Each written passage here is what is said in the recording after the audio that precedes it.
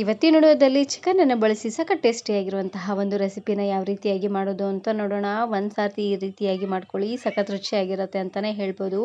ಹಾಗಾದರೆ ಬನ್ನಿ ತಡ ಮಾಡದೆ ರೆಸಿಪಿನ ಶುರು ಮಾಡೋಣ. ಇದನ್ನು ಮಾಡಲಿಕ್ಕೆ ಮೊದಲು ನಾನಿಲ್ಲಿ ಒಂದು ಸಣ್ಣ ಮಿಕ್ಸಿ ಜಾರ್ಗೆ ಎಲ್ಲ ಮಸಾಲೆಗಳನ್ನು ರುಬ್ಕೊಳ್ತಾ ಇದ್ದೀನಿ. ಮಸಾಲೆಗೆ ಮೊದಲು ನಾನಿಲ್ಲಿ ಕೊತ್ತಂಬರಿ ಸೊಪ್ಪು, ಪುದೀನ ಸೊಪ್ಪು, ಹಾಗೆಯೇ 4ರಿಂದ 5 ಇಂಚ್ ಆಗುವಷ್ಟು ಶುಂಠಿ, 5-6 ಗಡ್ಡೆ ಆಗುವಷ್ಟು ಬೆಳ್ಳುಳ್ಳಿನ ತಗೊಂಡಿದ್ದೀನಿ. ಎಲ್ಲ ಪದಾರ್ಥನೂ ಸ್ವಲ್ಪ ಜಾಸ್ತಿ ಅನ್ನೋಂಗೆ ತಗೊಳ್ಬೇಕು, ರುಚಿ ಅಂತೂ ತುಂಬಾ ಚೆನ್ನಾಗಿ ಬರುತ್ತೆ. ಹಾಗಾಗಿ ಇದಕ್ಕೆ ನಾಟಿ ಬೆಳ್ಳುಳ್ಳಿ ಹಾಕಿದರೆ ರುಚಿ ಅಂತೂ ತುಂಬಾ ಚೆನ್ನಾಗಿ ಬರುತ್ತೆ. ಆದಷ್ಟು ನಾಟಿ ಬೆಳ್ಳುಳ್ಳಿ ಇದ್ದರೆ ಅದನ್ನೇ ಹಾಕ್ಕೊಳ್ಳಿ. ಹಾಗೆಯೇ ಪುದೀನ ಸೊಪ್ಪಿಗಿಂತ ಕೊತ್ತಂಬರಿ ಸೊಪ್ಪನ್ನು ಸ್ವಲ್ಪ ಜಾಸ್ತಿ ಅನ್ನೋಂಗೆ ಹಾಕ್ಕೊಳ್ಬೇಕು, ಫ್ಲೇವರ್ ತುಂಬಾ ಚೆನ್ನಾಗಿ ಬರುತ್ತೆ. ಹಾಗಾಗಿ ಇವಾಗ ಎಲ್ಲವನ್ನು ಸಣ್ಣ ಮಿಕ್ಸಿ ಜಾರ್ಗೆ ಹಾಕ್ಕೊಂಡು ಇದಕ್ಕೇ ಸ್ವಲ್ಪ ನೀರನ್ನು ಹಾಕ್ಕೊಂಡು ಪೂರ್ತಿ ನುಣ್ಣದಾಗೆ ಇದನ್ನು ಗ್ರೈಂಡ್ ಮಾಡ್ಕೊಂಡು ತಗೊಳ್ಬೇಕು.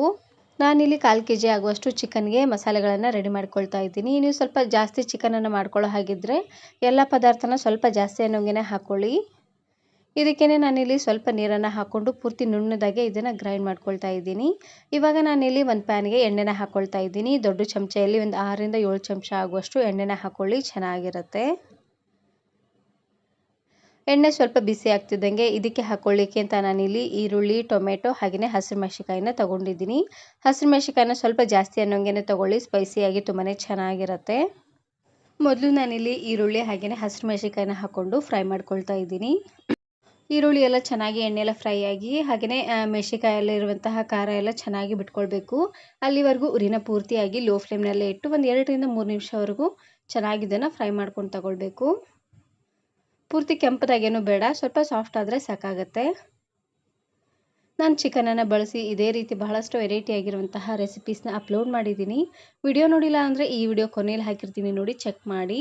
ನೋಡಿ ಈರುಳ್ಳಿ ಎಲ್ಲ ಈ ರೀತಿಯಾಗಿ ಸ್ವಲ್ಪ ಸಾಫ್ಟ್ ಆಗೋವರೆಗೂ ಬೇಯಿಸ್ಕೊಂಡಿದ್ದಾದಮೇಲೆ ಇವಾಗ ನಾನಿಲ್ಲಿ ಕಟ್ ಮಾಡಿರುವಂತಹ ಟೊಮೆಟೊನ ಹಾಕ್ಕೊಳ್ತಾ ಇದ್ದೀನಿ.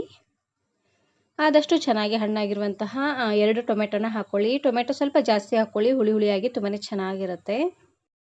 ಟೊಮೆಟೊ ಬೇಗ ಸಾಫ್ಟ್ ಆಗಲಿ ಅಂತ ರುಚಿಗೆ ತಕ್ಕಷ್ಟು ಉಪ್ಪು ಹಾಗೆಯೇ 1/4 ಚಮಚ ಆಗುವಷ್ಟು ಅರಶಿನ ಪುಡಿನ ಹಾಕ್ಕೊಂಡು ಈ ರೀತಿಯಾಗಿ ಚೆನ್ನಾಗಿ ಮಿಕ್ಸ್ ಮಾಡ್ಕೊಳ್ತಾ ಇದ್ದೀನಿ. ಉಪ್ಪು ಹಾಗೆಯೇ ಅರಶಿನ ಪುಡಿನ ಹಾಕಿ ಬೇಯಿಸೋದ್ರಿಂದ ಟೊಮೆಟೊ ಬೇಗ ಸಾಫ್ಟ್ ಆಗುತ್ತೆ. ಹಾಗಾಗಿ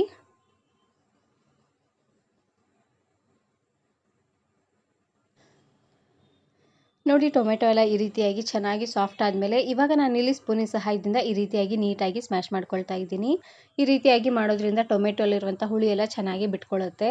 ರುಬ್ಬಿ ಹಾಕಿದ್ರೆ ಅಷ್ಟೊಂದು ಟೇಸ್ಟ್ ಬರೋದಿಲ್ಲ. ಆದಷ್ಟು ಈ ರೀತಿಯಾಗಿ ಸಣ್ಣ ಸಣ್ಣದಾಗಿ ಕಟ್ ಮಾಡಿಕೊಂಡು ಆದಷ್ಟು ಸಾಫ್ಟ್ ಅನ್ನೋಂಗೆ ಬೇಯಿಸ್ಕೊಂಡು ತಗೊಳ್ಳಿ, ರುಚಿ ಅಂತೂ ತುಂಬಾ ಚೆನ್ನಾಗಿ ಬರುತ್ತೆ. ಇವಾಗ ನಾನಿಲ್ಲಿ ಚಿಕನನ್ನು ಹಾಕ್ಕೊಳ್ತಾ ಇದ್ದೀನಿ. ಚಿಕನ್ಗೆ ಸ್ವಲ್ಪ ಉಪ್ಪನ್ನು ಹಾಕ್ಕೊಂಡು ಚೆನ್ನಾಗಿ 2ರಿಂದ 3 ಸಾರ್ತಿ ಇದನ್ನು ತೊಳ್ಕೊಂಡು ತಗೊಳ್ಬೇಕು. ನೋಡಿ ಚಿಕನನ್ನು ಹಾಕ್ಕೊಂಡು ಒಂದು ಸಾರ್ತಿ ಈ ರೀತಿಯಾಗಿ ಚೆನ್ನಾಗಿ ಇದನ್ನು ಮಿಕ್ಸ್ ಮಾಡಿಕೊಂಡು ಉರಿನ ಪೂರ್ತಿಯಾಗಿ ಲೋ ಫ್ಲೇಮ್ನಲ್ಲೇ ಇಟ್ಟು ಬೇಯಿಸ್ಕೊಳ್ಬೇಕು. ಚಿಕನಲ್ಲಿರುವಂಥ ಹಸಿ ವಾಸನೆ ಎಲ್ಲ ಹೋಗಬೇಕು, ನೋಡಿ ಅಲ್ಲಿವರೆಗೂ ಚೆನ್ನಾಗಿ ಇದನ್ನು ಬೇಯಿಸ್ಕೊಂಡು ತಗೊಳ್ಳಿ. ಇದು ಸ್ವಲ್ಪ ನೀರು ಬಿಡೋವರೆಗೂ ಬೇಯಿಸ್ಕೊಂಡ್ರೆ ಸಾಕಾಗುತ್ತೆ. ನೋಡಿ ಚಿಕನ್ನು ಈ ರೀತಿಯಾಗಿ ಚೆನ್ನಾಗಿದ್ದು ನೀರು ಬಿಡೋವರೆಗೂ ಬೇಯಿಸ್ಕೊಂಡ್ರೆ ಸಾಕಾಗುತ್ತೆ. ಈ ರೀತಿಯಾಗಿ ಚೆನ್ನಾಗಿದ್ದು ನೀರು ಬಿಟ್ಟರೆ ಇದರಲ್ಲಿರುವಂಥ ಹಸಿ ವಾಸನೆ ಎಲ್ಲ ಪೂರ್ತಿಯಾಗಿ ಹೋಗಿದೆ ಅಂತ ಅರ್ಥ. ಹಾಗೆಯೇ ಚಿಕನ್ನು ಚೆನ್ನಾಗಿ ಬೆಂದಿರುತ್ತೆ. ನೋಡಿ ಇವಾಗ ನಾನಿಲ್ಲಿ ರುಬ್ಬಿರುವಂತಹ ಮಸಾಲೆನ ಹಾಕ್ಕೊಳ್ತಾ ಇದ್ದೀನಿ. ಇದಕ್ಕೆ ಮೇನಾಗಿ ಎಲ್ಲ ಮಸಾಲೆಗಳನ್ನು ಚೆನ್ನಾಗಿ ನುಣ್ಣದಾಗಿ ರುಬ್ಕೊಳ್ಬೇಕು. ಹಾಗೆಯೇ ಸ್ವಲ್ಪ ಜಾಸ್ತಿ ಅನ್ನೋಂಗೆ ಹಾಕ್ಕೊಳ್ಬೇಕು. ಇದಕ್ಕೆ ಇಷ್ಟು ಮಸಾಲೆ ಬಿಟ್ಟು ಬೇರೆ ಏನು ಮಸಾಲೆನ ಹಾಕ್ಕೊಳ್ತಾ ಇಲ್ಲ. ಹಾಗಾಗಿ ಇದಿಷ್ಟೇ ಮಸಾಲೆನ ಸ್ವಲ್ಪ ಜಾಸ್ತಿ ಅನ್ನೋಂಗೆ ಹಾಕ್ಕೊಂಡು ಇವಾಗ ನಾನಿಲ್ಲಿ ಉರಿನ ಪೂರ್ತಿಯಾಗಿ ಲೋ ಫ್ಲೇಮ್ನಲ್ಲೇ ಇಟ್ಟು ಇದರಲ್ಲಿರುವಂಥ ಹಸಿ ವಾಸನೆ ಎಲ್ಲ ಹೋಗೋವರೆಗೂ ಚೆನ್ನಾಗಿ ಇದನ್ನು ಬಾಡಿಸ್ಕೊಳ್ತಾ ಇದ್ದೀನಿ. ಒಂದು 2 ನಿಮಿಷವರೆಗೂ ಲೋ ಫ್ಲೇಮ್ನಲ್ಲೇ ಇಟ್ಟು ಬೇಯಿಸ್ಕೊಂಡ್ರೆ ಸಾಕಾಗತ್ತೆ. ಶುಂಠಿ ಹಾಗೆಯೇ ಬೆಳ್ಳುಳ್ಳಿಯಲ್ಲಿರುವಂಥ ಹಸಿ ವಾಸನೆ ಎಲ್ಲ ಹೋಗಬೇಕು, ನೋಡಿ ಹಾಗಾಗಿ ನೋಡಿ ಇದರಲ್ಲಿರುವಂಥ ಹಸಿ ವಾಸನೆ ಎಲ್ಲ ಪೂರ್ತಿಯಾಗಿ ಹೋಗಿ ಚೆನ್ನಾಗಿ ಕುದ್ದಾದಮೇಲೆ ಇವಾಗ ನಾನಿಲ್ಲಿ ಉಳಿದಿರುವಂತಹ ಮಸಾಲೆಗಳನ್ನು ಹಾಕ್ಕೊಳ್ತಾ ಇದ್ದೀನಿ. ನಾನಿಲ್ಲಿ 1 ಚಮಚ ಆಗುವಷ್ಟು ಗರಂ ಮಸಾಲ, 1 ಚಮಚ ಆಗುವಷ್ಟು ಚಿಕನ್ ಮಸಾಲ ಹಾಗೆಯೇ 1 ಚಮಚ ಆಗುವಷ್ಟು ಧನಿಯಾ ಪುಡಿನ ಹಾಕ್ಕೊಳ್ತಾ ಇದ್ದೀನಿ. ಇವೆಲ್ಲ ಮಸಾಲೆನ ಹಾಕ್ಕೊಂಡು ಲೋ ಫ್ಲೇಮ್ನಲ್ಲೇ ಇಟ್ಟು ಇನ್ನು ಸ್ವಲ್ಪ ಹೊತ್ತು ಬೇಯಿಸ್ಕೊಳ್ಬೇಕು. ನೋಡಿ ಈ ರೀತಿಯಾಗಿ ಚೆನ್ನಾಗಿ ಇದನ್ನು ಮಿಕ್ಸ್ ಮಾಡ್ಕೊಂಡು ತಗೊಳ್ಳಿ. ಒಂದು ಸಾರ್ತಿ ಈ ರೀತಿಯಾಗಿ ಮಾಡ್ಕೊಳ್ಳಿ, ಸಖತ್ ರುಚಿಯಾಗಿರುತ್ತೆ ಅಂತಲೇ ಹೇಳ್ಬೋದು. ಒಂದೇ ರೀತಿಯಾಗಿ ಚಿಕನ್ ಕರಿನ ಮಾಡಿ ತಿಂದು ಬೇಜಾರಾಗಿದ್ದರೆ ಒಂದು ಸಾರ್ತಿ ಈ ರೀತಿಯಾಗಿ ಸ್ಪೈಸಿಯಾಗಿ ಮಾಡ್ಕೊಳ್ಳಿ. ನೋಡಿ ಲಾಸ್ಟಲ್ಲಿ ಚಿಕನ್ ಎಲ್ಲ ಚೆನ್ನಾಗಿ ಕುದಿಲಿ ಅಂತ ಇದಕ್ಕೆ ನಾನಿಲ್ಲಿ ಸ್ವಲ್ಪ ನೀರನ್ನು ಹಾಕ್ಕೊಳ್ತಾ ಇದ್ದೀನಿ. ಇದಕ್ಕೆ ಜಾಸ್ತಿ ನೀರು ಹಾಕಿದ್ರೆ ಚೆನ್ನಾಗಿರೋದಿಲ್ಲ. ಹಾಗಾಗಿ ಸ್ವಲ್ಪ ನೀರನ್ನು ಹಾಕ್ಕೊಂಡು ಚಿಕನ್ ಎಲ್ಲ ಚೆನ್ನಾಗಿ ಕುದಿಯೋವರೆಗೂ ಬೇಯಿಸ್ಕೊಂಡ್ರೆ ಸಾಕಾಗತ್ತೆ. ಇವಾಗ ನಾನಿಲ್ಲಿ ಮೇಲ್ಗಡೆ ಮುಚ್ಚಳನ ಮುಚ್ಚಿ ಉರಿನ ಪೂರ್ತಿಯಾಗಿ ಲೋ ಫ್ಲೇಮ್ನಲ್ಲಿ ಇಟ್ಟು ಬೇಯಿಸ್ಕೊಳ್ತಾ ಇದ್ದೀನಿ. ಇವಾಗ ನೋಡ್ತಾ ಇರ್ಬೋದು ಚಿಕನ್ ಎಲ್ಲ ಚೆನ್ನಾಗಿ ಕುದ್ದು ಎಣ್ಣೆ ತೇಲ್ ಬರ್ತಾ ಇದೆ. ಈ ರೀತಿಯಾಗಿ ಚೆನ್ನಾಗಿ ಕುದಿಯೋವರೆಗೂ ಬೇಯಿಸ್ಕೊಂಡ್ರೆ ಸಾಕಾಗುತ್ತೆ. ನೋಡ್ತಾ ಇರ್ಬೋದು ಎಷ್ಟು ಚೆನ್ನಾಗಿ ಬಂದಿದೆ ಅಂತ ನೋಡ್ತಾ ಇದ್ದೀರಲ್ವಾ. ಇದನ್ನು ನೀವು ಬಿಸಿ ಬಿಸಿಯಾಗಿರುವಂತಹ ಚಪಾತಿ, ರೋಟಿ, ಕುಲ್ಚಾ ಹಾಗೆಯೇ ವೆರೈಟಿ ಆಗಿರುವಂತಹ ರೈಸ್ ಜೊತೆಗೆಲ್ಲ ಸರ್ವ್ ಮಾಡ್ಕೊಳ್ಬೋದು.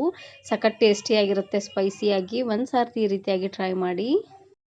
ಲಾಸ್ಟಲ್ಲಿ ಇದಕ್ಕೇ ಸಣ್ಣದಾಗಿ ಕಟ್ ಮಾಡಿರುವಂತಹ ಕೊತ್ತಂಬರಿ ಸೊಪ್ಪನ್ನು ಹಾಕ್ಕೊಂಡು ಗ್ಯಾಸನ್ನು ಆಫ್ ಮಾಡಿಕೊಂಡ್ರೆ ಆಯಿತು. ಸಖತ್ ಟೇಸ್ಟಿಯಾಗಿರುವಂತಹ ಚಿಕನ್ ಕರಿ ರೆಡಿಯಾಗಿ ಹೋಗ್ಬಿಡತ್ತೆ.